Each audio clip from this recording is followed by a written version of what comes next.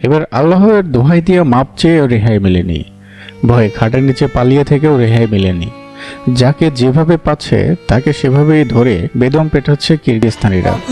তাদের প্রাণ বাঁচাতে আর নিজেদের জীবন রক্ষা করতে ঘরের খাটের নিচে লুকিয়েছিলেন বাংলাদেশিরা, কিন্তু সেখান থেকেও রক্ষা হয়নি তাদের। খাটের নিচ থেকে বের করে পেটাচ্ছেন এই কিরগিজস্তানের নির্যাতনকারীরা। এ যেন সিনেমার কোনো অ্যাকশন সিন।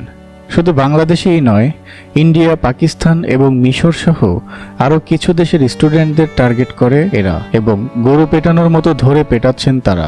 এত ভয়ঙ্কর নির্যাতনের কিছু ফুটেজ অলরেডি ফেসবুক, ইউটিউবে ভাইরাল। কিরগিজস্তানের লোকজন বাসা, হোস্টেল, ম্যাচ সকল কিছু খুঁজে খুঁজে বের করে পেটাচ্ছেন তাদের। অনেকে আত্মগোপনে চলে গেলেও রেহাই পায়নি তাদের হাত থেকে। কিন্তু কেন তারা পেটাচ্ছেন সে বিষয়ে সঠিক কোনো ধারণা বা এভিডেন্স না পাওয়া গেলেও ধারণা করা হচ্ছে মিশরীয় কিছু মেডিকেল স্টুডেন্টদের সাথে স্থানীয় কিছু বাসিন্দাদের ঝামেলার জের ধরেই কিরগিজস্তানের মানুষজন যেখানেই বিদেশিদের পাচ্ছে সেখানেই পিটিয়ে রক্তাক্ত করে দিচ্ছে। এই পরিস্থিতিতে সেই দেশের পুলিশও নিয়ন্ত্রণে আনতে পারেন না বলে জানা যাচ্ছে।